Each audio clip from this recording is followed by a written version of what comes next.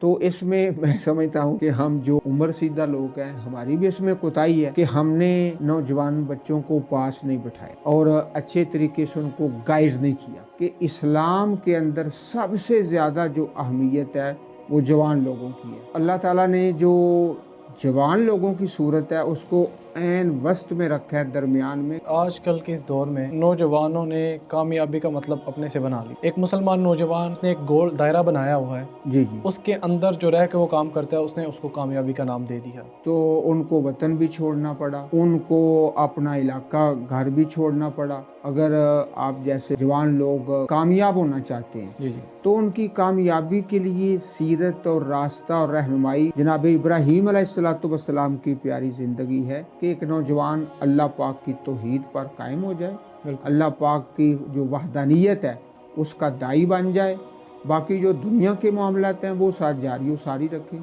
तो असल कामयाबी अल्लाह ताला की तौहीद पर। वो नौजवान जो अपने किरदार को इस्लाम के मुताबिक बनाना चाहते हैं, तो जी जी। इस्लाम के अंदर उन नौजवानों के किरदार की क्या खसूसियत होनी चाहिए? हज़रत लुक़मान की जो 10 नसीहतें हैं वही एक नौजवान की खसूसियात है। अच्छा आप देखें यहाँ लफ्ज़ मुख्ताल आया है। मुख्ताल का लफ्ज़ निकला है खैल से।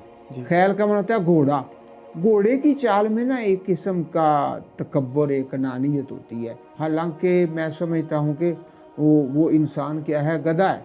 बिल्कुल। जो माँ बाप के सामने ऊंची आवाज़ से बोलता है। अगर ये आज का नौजवान ज़हनी सुकून चाहता है तो उसके लिए कलाम पाक के अंदर रहनुमाई है। एक नौजवान मुसलमान, उसके नज़दीक कामयाबी का क्या मयार होना चाहिए और इस्लाम कामयाबी का क्या सिनेरियो पेश करता है? तिलावत कलाम पाक है, नमाज है, अल्लाह पाक का जिक्र है। 3 दोस्त हैं, अल्लाह ताला, बिल्कुल, अल्लाह पाक के रसूल और ईमान वाले। अल्लाह पाक के लिए मोहब्बत करता है, अल्लाह के लिए दुश्मनी करता है, अल्लाह पाक के लिए देता है, अल्लाह पाक के लिए मना करता है।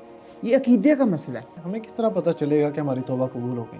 तो इसके ऊपर ज़रा थोड़ी सी रहनुमाई। तो मैं आपसे गुजारिश करता हूँ और आपके ज़रिए पूरे उम्मत के जो जवान हैं उनको अर्ज़ करता हूँ, नसीहत करता हूँ कि दोस्त बदले। दोस्त किसको बनाना है? अल्लाह ताला और अल्लाह के प्यारे हबीब को और ईमान वालों को।